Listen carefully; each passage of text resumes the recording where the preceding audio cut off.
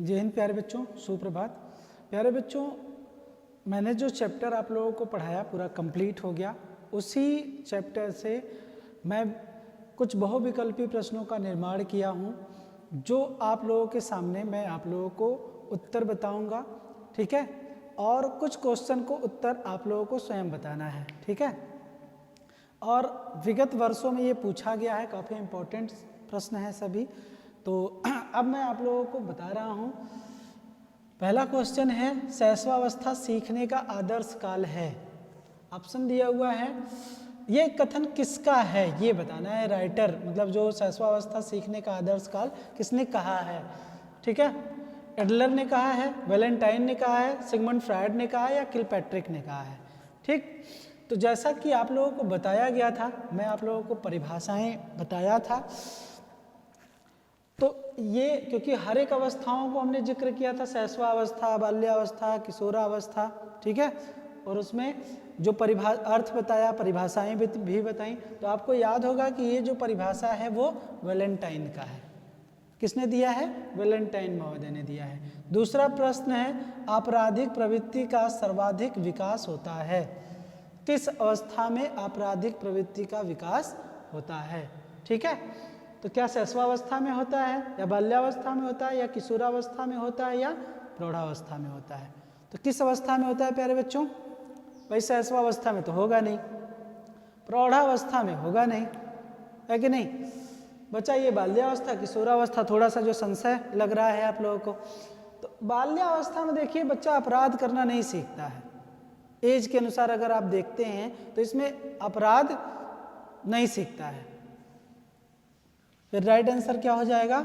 सी हो जाएगा। किशोरावस्था में बच्चे तनाव, तूफान, संघर्ष की अवस्था में रहते हैं, जहाँ पर उनकी आवश्यकताओं की पूर्ति नहीं हो पाती है, तो ये आपराधिक प्रवृत्ति की ओर थोड़ा सा होते हैं, ठीक है। तो यहाँ पे सबसे ज़्यादा विकास होता है। उसके पश्चात है तीसरा प्रश्न, सेले के अनुसार मानव विकास की अवस्थाएं हैं।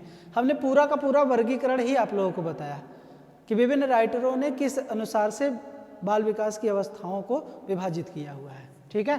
तो क्या 2 प्रकार का होता है, क्या 3 प्रकार का होता है, या 4 प्रकार का होता है, या 5 प्रकार का होता है?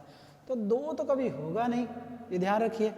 क्योंकि भाई शैशवावस्था, बाल्यावस्था, किशोरावस्था, अगर युवा और प्रौढ़ावस्था, वृद्धावस्था ना, तो ऐसे बांटा गया है लगभग। तो 5 तो ठीक है, 4 भी कहीं आप देख रहे होंगे कि कहीं भी विभाजित नहीं किया गया है। तो डाउटफुल 3 और 5 लग रहा है। लेकिन आपको याद रखना होगा कि सेले ने कितने भागों में बांटा हुआ है, ठीक है। तो 5 में नहीं, बल्कि इन्होंने 3 भागों में इसको बांटा हुआ है। ये आपको पता होना चाहिए, कोई अवस्थाएं याद होनी चाहिए। शैशवावस्था है, या फिर बहुत सारे लोगों ने 7-7 अवस्थाओं में बांटा हुआ है। अगर ऑप्शन दिया होता तो भ्रूणावस्था को भी कहीं ना कहीं ले लिया गया है, ठीक है। और उसमें भी आप देखेंगे कि उत्तर पूर्व बाल्यावस्था, या पूर्व बाल्यावस्था, उत्तर बाल्यावस्था, पूर्व किशोरावस्था, उत्तर किशोरावस्था, तो ऐसे कहीं ना कहीं काफ़ी रूपों में बांटा गया है। लेकिन आपको हर एक राइटरों के अनुसार समझना पड़ेगा कि मानव विकास की अवस्थाएं कितनी हैं शैली के अनुसार, ठीक। प्रत्येक व्यक्ति को वंशानुक्रम से 2 गुण प्राप्त होते हैं, ये बताया था, अभी लेटेस्ट में आप लोगों को पढ़ाया। 2 गुण प्राप्त होते हैं, कौन कौन से भाई? एक तो होता है सुप्त, दूसरा है जागृत। तो एक की बात कर नहीं रहा है, 2 की बात कर रहा है, तो ये तो होगा, ये है, लेकिन सिर्फ इसमें एक ही लिखा हुआ है, जागृत भी है ना, तो ये है, सुप्त भी है। लेकिन आप देखिए कि इसमें तीसरे वाले में दोनों की बात कर रहा है, तो 2 पूछ रहा है, तो यही है, सुप्त और जागृत, ठीक है। इनमें से कोई दिया हुआ है, तो ये ऐसे ही कंफ्यूज करने के लिए आपको दिया है, ठीक बात। उसके बाद है 5वां प्रश्न, बाल विकास का विभाजन कितनी अवस्थाओं में किया जाता है, ठीक है। तो बाल विकास का जो विभाजन है वो कितनी अवस्थाओं में किया जाता है? अभी देखिए यहाँ से था ना, तो ये शैली के अनुसार पूछ रहा था, लेकिन पूछ रहा है बाल विकास का विभाजन कितनी अवस्थाओं में किया जाता है, ठीक। 5वां प्रश्न, तो क्या 4 में किया जाता है, या 3 में किया जाता है, क्या 5 में किया जाता है, या क्या 6 में किया जाता है, ठीक है। तो अब आपको बताना है कि कितनी अवस्थाओं में किया जाता है। तो बाल विकास का जो विभाजन है, मैं आप लोगों के लिए प्रश्न छोड़ दूं क्या? उत्तर बताएं आपकी कितनी अवस्थाओं में किया जाता है। कमेंट करके आप लोग अच्छा बताइएगा कि कितनी अवस्थाओं में बाल विकास का विभाजन किया जाता है। ये मैं नहीं बता रहा हूँ, ये आप लोग बताइए ये कितनी अवस्थाओं में, क्योंकि बताया गया है। अच्छा, अब उसके पश्चात देखिए, बालकों को पूर्वजों से प्राप्त गुण कहा जाता है। ठीक है, जो बालक को अपने पूर्वजों से गुण प्राप्त होता है उसको क्या कहते हैं? अनुमानसिकता कहते हैं, परिपक्वता कहते हैं, वातावरण कहते हैं कि आत्म सातन कहते हैं। ठीक है, तो देखिए जो पूर्वजों से हमें प्राप्त होता है उसको हम लोग क्या बोलते हैं? हेरिडिटी बोलते हैं, अनुमानसिकता बोलते हैं। ये चैप्टर काफ़ी विस्तार पूर्वक आप लोगों को पढ़ाया गया था। ठीक, तो ये होता है। उसके पश्चात नेक्स्ट प्रश्न है, बाल विकास को प्रभावित करने वाले कारक नहीं है। अब देखिए यहाँ पर नेगेटिव प्रश्न बना हुआ है। पहले तो पूछता था इनमें से कौन है, या ये परिभाषा किसने दिया है, यहाँ पे दे रहा है नहीं, इंडिकेट किया हुआ है। समझिएगा, नकारात्मक प्रश्न बड़े खतरनाक होते हैं।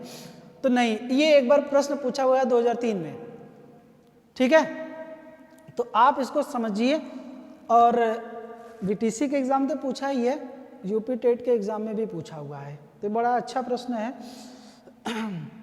तो ये भी मैं आप लोगों पे छोड़ रहा हूँ कि इसको भी बताइएगा कि बाल विकास को प्रभावित करने वाला कारक कौन सा नहीं है।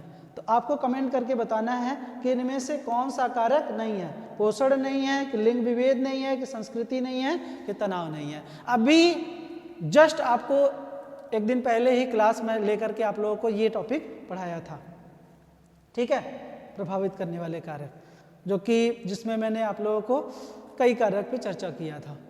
ठीक, मुख्यतः जो 4-5 कारक थे उन कारकों पे चर्चा किया हुआ था। ठीक है, तो ये आप लोग बताएंगे कमेंट करके कि इसमें से कौन सा कारक है जो कि प्रभावित नहीं करता है। ठीक है, ठीक है प्यारे बच्चों। तो इतने प्रश्न में से लगभग मैंने 7 प्रश्न है, 5 का रिप्लाई दिया हूँ, 2 को आपको देना है। आज के लिए इतना ही रखते हैं प्यारे बच्चों। फिर और भी बहुत सारे क्वेश्चन मैं बहुविकल्पी लेकर के आऊँगा जिसको आपके सामने ही सॉल्व कराऊँगा प्यारे बच्चों। धन्यवाद।